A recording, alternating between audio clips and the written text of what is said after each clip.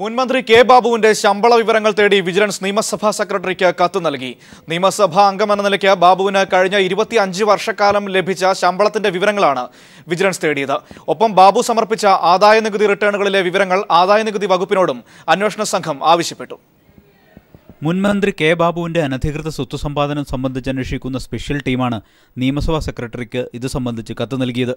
K Babu നിയമസഭാംഗമായിരുന്ന 25 വർഷക്കാലം നിയമസഭാംഗമെന്ന നിലയിൽ കൈപ്പറ്റിയ ശമ്പളത്തിന്റെ വിവരങ്ങൾ നൽകാനാണ് കത്തിൽ ആവശ്യപ്പെട്ടിരിക്കുന്നത്. കഴിഞ്ഞ 25 വർഷക്കാലം ബാബുവിന്റെ ഏക വരുമാനം നിയമസഭാംഗം എന്ന നിലയ്ക്കുള്ള ശമ്പളം മാത്രമായിരുന്നു. ഈ വരുമാനവും ബാബു ആർജിച്ച സ്വത്തും തമ്മിൽ താരതമ്യം ചെയ്യാനാണ് വിജിലൻസ് നീക്കം. ഇതിനായി കെ ബാബു ആദായനികുതി വകുപ്പിന് സമർപ്പിച്ച റിട്ടേണുകൾ വിജിലൻസ് പരിശോധിക്കും.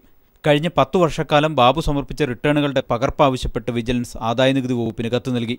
ബാബു സ്വയം വെളിപ്പെടുത്തിയ സ്വത്തുക്കളുടെ വിവരങ്ങൾ റിട്ടേണുകളിൽ നിന്ന് ശേഖരിക്കാനാകും. ഇതിൽ പൊരുത്തക്കേടുകളുണ്ടെങ്കിൽ ചോദ്യം ചെയ്യൽ ഉൾപ്പെടെയുള്ള നടപടികളിലേക്ക് ഉടൻ കടക്കും. കെ ബാബു തെരഞ്ഞെടുപ്പ് കമ്മീഷന് നാമനിർദ്ദേശ പത്രികയോടൊപ്പം സമർപ്പിച്ച സത്യവാങ്മൂലത്തിലെ സ്വത്തുവിവരങ്ങൾ സംസ്ഥാന തെരഞ്ഞെടുപ്പ് കമ്മീഷൻ വിജിലൻസിന് കൈമാറി. ഇവയും അന്വേഷണ സംഘം പരിശോധിച്ചു വരികയാണ്. News bureau, Kochi. ബാർ കോഴ കേസ് അട്ടിമറിച്ചത് വിജിലൻസ് ഡയറക്ടറായിരുന്ന ശങ്കർ റെഡ്ഡി തന്നെ. കേസിൽ കെ എം മാണിക്കെതിരായ തെളിവുകൾ പരിഗണിക്കരുതെന്ന് കാണിച്ച് റെഡ്ഡി അന്വേഷണ ഉദ്യോഗസ്ഥനായ SP സുകേശന് രേഖാമൂലം നിർദ്ദേശം നൽകിയിരുന്നുവെന്ന് വിജിലൻസിന്റെ കുറ്റസമ്മതം. കത്തുകൾ അടിസ്ഥാനമാക്കി റെഡ്ഡിക്കും സുകേശനുമെതിരെ അന്വേഷണം നടത്താൻ തിരുവനന്തപുരം വിജിലൻസ് കോടതി ഉത്തരവിട്ടു. നാടകീയത കൊണ്ട് സംഭവബഹുലമായ ബാർക്കോഴ കേസിൽ ആരോപണ വിധേയരായ മുൻ മന്ത്രിമാർക്ക് പിന്നാലെ കേസ് അന്വേഷിച്ചിരുന്ന ഉദ്യോഗസ്ഥരും കുരുക്കിലേക്ക് നീങ്ങുകയാണ്. മാണിക്കെതിരായ ബാർക്കോഴ കേസിലെ അന്വേഷണ ഉദ്യോഗസ്ഥനായ വിജിലൻസ് SP R സുകേശനും മുൻ വിജിലൻസ് ഡയറക്ടർ N ശങ്കർ റെഡ്ഡിക്കുമെതിരെ അന്വേഷണം നടത്താൻ തിരുവനന്തപുരം വിജിലൻസ് കോടതി ജഡ്ജി ബദറുദ്ദീൻ ഉത്തരവിട്ടു.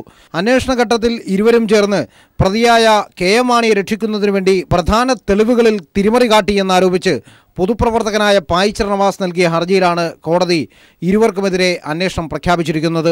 45 ദിവസത്തിനകം അന്വേഷണ റിപ്പോർട്ട് കോടതിയിൽ സമർപ്പിക്കണമെന്നും വിജിലൻസ് കോടതി ഉത്തരവിൽ പറയുന്നു. സുകേശിന്റെ കേസ് ഡയറിയിൽ മേലുദ്യോഗസ്ഥനായ ശങ്കർ റെഡ്ഡി ഇടപെട്ടിരുന്നു എന്ന് വിജിലൻസ് തന്നെ ഒടുവിൽ സമ്മതിച്ചു. അന്വേഷണത്തിനിടെ ലഭിച്ച പ്രധാന തെളിവുകൾ അട്ടിമറിക്കുന്നതിനായി 2015 ഫെബ്രുവരിയിലും മാർച്ചിലും 2016 ജനുവരി 6, 11 എന്നീ തീയതികളിലും ശങ്കർ റെഡ്ഡി കീഴുദ്യോഗസ്ഥന് 4 കത്തുകൾ നൽകിയിരുന്നു. കൂടാതെ അന്വേഷണ ഉദ്യോഗസ്ഥന്റെ നിഗമനങ്ങൾ അട്ടിമറിക്കുന്നതിനായി കേസിലെ ദൃക്സാക്ഷിയായ അമ്പിളിയുടെ മൊഴി അവഗണിക്കാൻ ശങ്കർ റെഡ്ഡി സുകേശിന് നിർദ്ദേശം നൽകിയതിലും ദുരൂഹതയുണ്ടെന്ന് കോടതി വിലയിരുത്തി. ഇതോടെ മുൻ മന്ത്രിമാരായ കെ ബാബുവിനും KM മാണിക്കും പിന്നാലെ പോലീസ് ഉദ്യോഗസ്ഥർ കൂടി ബാർക്കോഴ കേസിൽ ആരോപണ വിധേയരാവുകയാണ്. ഉൽപ്പത്തി മുതൽ നാടകീയത കൊണ്ട് ഏറെ പിരിമുറുക്കങ്ങൾ സമ്മാനിച്ച ബാർക്കോഴ കേസിലെ അന്തർനാടകങ്ങൾ പുതിയ വഴിത്തിരിവിലെത്തുന്നു. നിയമകാര്യ ലേഖകൻ ആനന്ദിനൊപ്പം S ജീവൻകുമാർ, തിരുവനന്തപുരം. ബാർക്കോഴ കേസിൽ അന്വേഷണ ഉദ്യോഗസ്ഥർക്കെതിരെ അന്വേഷണം പ്രഖ്യാപിച്ച കോടതി നടപടി സ്വാഗതാർഹമെന്ന് VS അച്യുതാനന്ദൻ. ആരോപണ വിധേയരെ മാറ്റി നിർത്തി അന്വേഷിക്കണമെന്നും അദ്ദേഹം പ്രസ്താവനയിൽ പറഞ്ഞു. സൗമ്യ വധക്കേസിൽ സംസ്ഥാന സർക്കാർ പുനഃപരിശോധനാ ഹർജി സമർപ്പിച്ചു.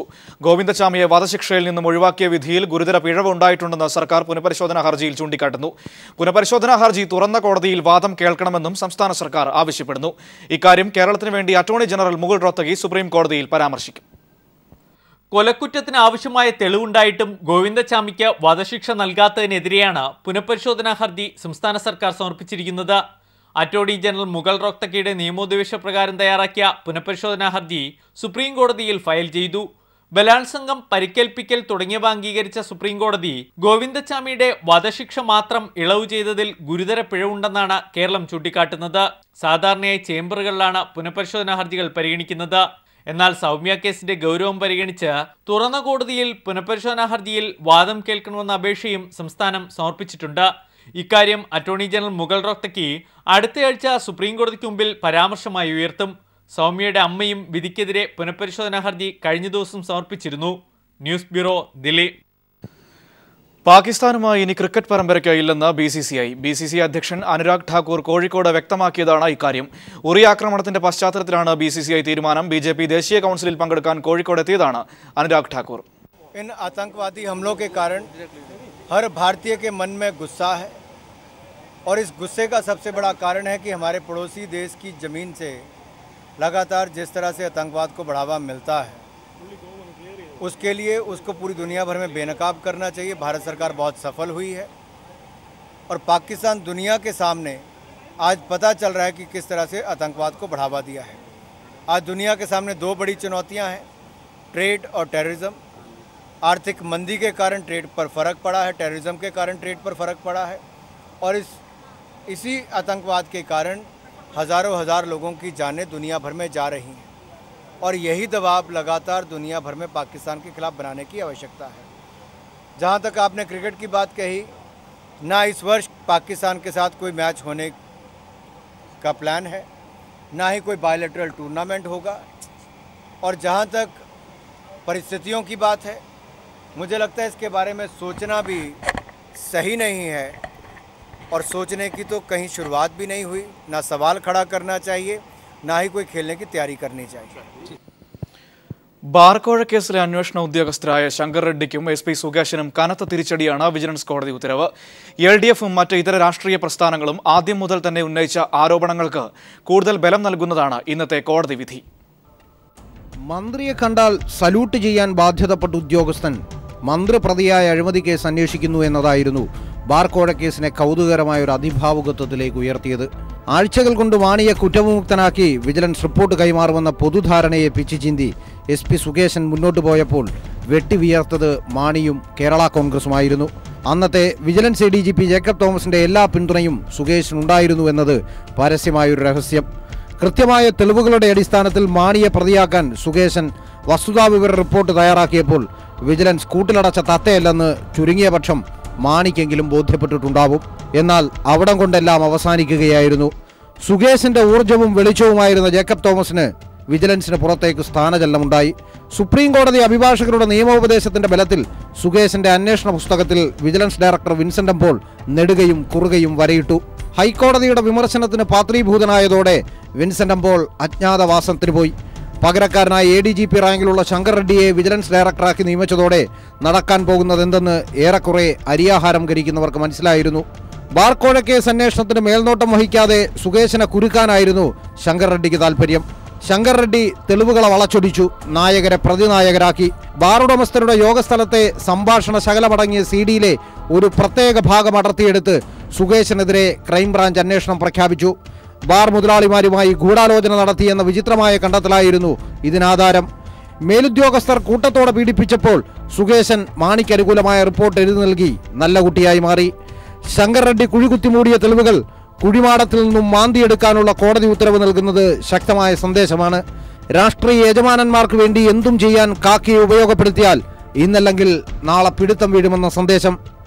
S. ജീവൻകുമാർ, തിരുവനന്തപുരം. ഒരു പ്രധാനപ്പെട്ട വാർത്തയിലേക്ക്. കാവേരി ജലം കർണാടകയുടെ കുടിവെള്ള ആവശ്യങ്ങൾക്ക് മാത്രം ഉപയോഗിക്കാൻ കർണാടക നിയമസഭയുടെ തീരുമാനം. സുപ്രീം കോടതി വിധിയുടെ ലംഘനമാണ് തീരുമാനം. വിവരങ്ങൾ ബംഗളൂരുവിൽ നിന്നും കുഞ്ഞപ്പൻ നൽകും. കുഞ്ഞപ്പൻ, തമിഴ്നാടിന് 12,000 ക്യൂസെക്സ് വെള്ളം വിട്ടു നൽകണമെന്നായിരുന്നു സുപ്രീം കോടതിയുടെ നിർദ്ദേശം. ഈ വിധിയുടെ പൂർണ്ണമായ ലംഘനമാണ് ഇപ്പോൾ കർണാടക നിയമസഭ എടുത്തിരിക്കുന്ന തീരുമാനം. നിയമപരമായ പ്രത്യാഘാതങ്ങൾ എന്തൊക്കെയായിരിക്കും? വലിയ പ്രത്യാഘാതങ്ങൾ ക്ഷണിച്ചു വരുത്തുന്ന ഒരു തീരുമാനം കൂടിയാണ്. മനു, കാവേരി നദീജല പ്രശ്നത്തില് അവസാനമായിട്ട് സുപ്രീം കോടതിയുടെ വിധി 1 സെക്കൻഡിൽ 6,000 ഘനഅടി വെള്ളം വീതം 7 ദിവസങ്ങളിൽ തമിഴ്നാടിന് വിട്ടുകൊടുക്കണമെന്ന സുപ്രീം കോടതി ഉത്തരവ് മറികടക്കുന്നതിന് കർണാടകത്തിൽ ഇന്ന് പ്രത്യേക നിയമസഭാ സമ്മേളനം വിളിച്ചുകൂട്ടുകയുണ്ടായി. കാവേരി നദിയുമായി ബന്ധപ്പെട്ട കൃഷ്ണരാജസാഗർ, ഹേമാവതി, ചാരംഗി, കബനി എന്നീ ജലസംഭരണികളിൽ 27.6 TMC വെള്ളമാണിപ്പോൾ നിലവിലുള്ളത്.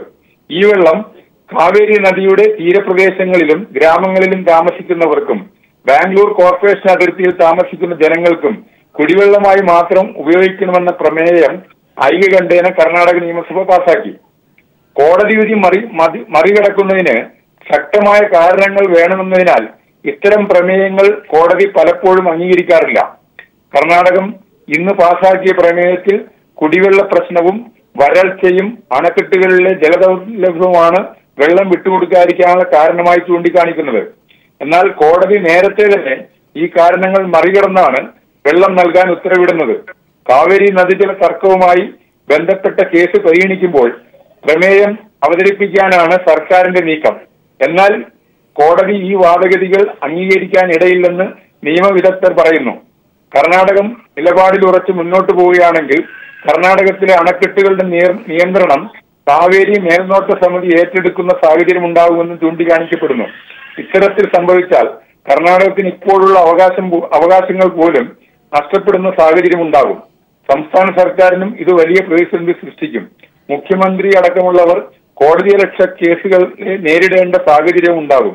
നേരത്തെ 1991 മുഖ്യമന്ത്രിയായിരുന്ന ബംഗാരപ്പ വെള്ളം വിട്ടു നൽകുന്നതിനെതിരെ ഓർഡിനൻസ് ഇറക്കിയെങ്കിലും സുപ്രീം കോടതി ഇത് തള്ളി. 2002 SM കൃഷ്ണയും സുപ്രീം കോടതി വിധി നിരാകരിച്ചെങ്കിലും അണക്കെട്ടുകളുടെ നിയന്ത്രണം ഏറ്റെടുക്കുമെന്ന് സുപ്രീം കോടതി അറിയിച്ചതോടെ നിലപാടിൽ നിന്ന് പിന്മാറേണ്ടി വന്ന സാഹചര്യവും ഉണ്ടായിട്ടുണ്ട്. ബംഗളൂരുവിൽ നിന്നും കുഞ്ഞപ്പനാണ് വിവരങ്ങൾ നൽകിയത്. കർണാടക നിയമസഭയിൽ പ്രമേയം പാസാക്കിയിരിക്കുന്നു. കാവേരിയിലെ ജലം അത് കർണാടകയുടെ കുടിവെള്ള ആവശ്യങ്ങൾക്ക് വേണ്ടി മാത്രം ഉപയോഗിക്കാൻ തീരുമാനം. സുപ്രീം കോടതി വിധിയുടെ ലംഘനമാണ് ഈ പ്രമേയത്തിലൂടെ കർണാടക നിയമസഭ നടത്തിയിരിക്കുന്നത്. വരും ദിവസങ്ങളിൽ വലിയ പ്രത്യാഘാതങ്ങൾ സൃഷ്ടിക്കാൻ പോകുന്ന സാഹചര്യമാണ് നിയമപരമായി ഉണ്ടായിക്കൊണ്ടിരിക്കുന്നത്. മോദി സർക്കാരിന്റെ ഭരണനേട്ടം ജനങ്ങളിൽ എത്തിക്കുന്നതിൽ പാർട്ടി പരാജയപ്പെട്ടെന്ന് BJP ദേശീയ അധ്യക്ഷൻ അമിത് ഷാ. കോഴിക്കോട് നടക്കുന്ന BJP ദേശീയ കൗൺസിലിന്റെ ഭാഗമായി സംഘടനാ ചുമതലയുള്ള സംസ്ഥാന സെക്രട്ടറിമാരുടെയും ദേശീയ നേതാക്കളുടെയും യോഗം ഉദ്ഘാടനം ചെയ്യുകയായിരുന്നു അദ്ദേഹം. BJP ദേശീയ കൗൺസിലിന് മുന്നോടിയായുള്ള നേതൃയോഗങ്ങളാണ് ഇന്ന് കോഴിക്കോട്ട് നടന്നത്. ദേശീയ ഭാരവാഹികളുടെയും സംഘടനാ ചുമതലയുള്ള സംസ്ഥാന ജനറൽ സെക്രട്ടറിമാരുടെയും യോഗം ദേശീയ അധ്യക്ഷൻ അമിത് ഷാ ഉദ്ഘാടനം ചെയ്തു.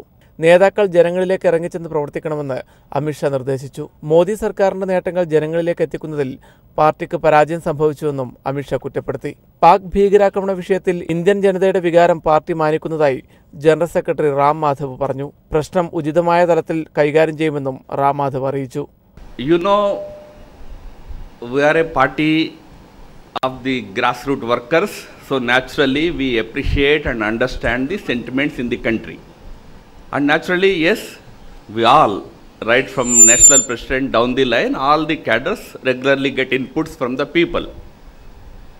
That's why I said all the important issues, including the ones that you have raised, will be taken up at an appropriate level.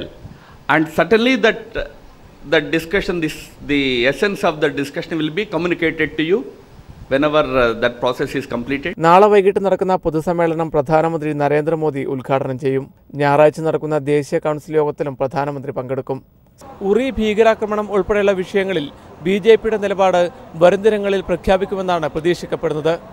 ദേശീയ കൗൺസിൽ അവതരിപ്പിക്കുന്ന പ്രമേയത്തിലെ മുഖ്യ വിഷയവും അതുതന്നെയായിരിക്കും. കോഴിക്കോട് നിന്നും PV കുട്ടൻ. BDJS BJP അഭിപ്രായ വ്യത്യാസം ശരിവെച്ച് തുഷാർ വെള്ളാപ്പള്ളി. വാഗ്ദാനം ചെയ്ത സ്ഥാനമാനങ്ങൾ ലഭിക്കാത്തതിൽ അണികളിൽ അസംതൃപ്തിയുണ്ടെന്ന് തുഷാർ വെള്ളാപ്പള്ളി പറഞ്ഞു. മറ്റന്നാൾ പ്രധാനമന്ത്രിയുമായി ചർച്ച നടത്തുമെന്നും അദ്ദേഹം പറഞ്ഞു. അതിനൊക്കെ ചർച്ചകൾ നടന്നുകൊണ്ടിരിക്കുകയാണ്. ഇതുവരെ അതിനെക്കുറിച്ചൊരു ഫൈനൽ തീരുമാനമായിട്ടില്ല. പക്ഷേ ആ തീരുമാനമാകാത്തതിൽ അണികളിൽ കുറേയധികം ആളുകൾക്ക് അഭിപ്രായ വ്യത്യാസമുണ്ട്. അത് സത്യാവസ്ഥ തന്നെയാണ്.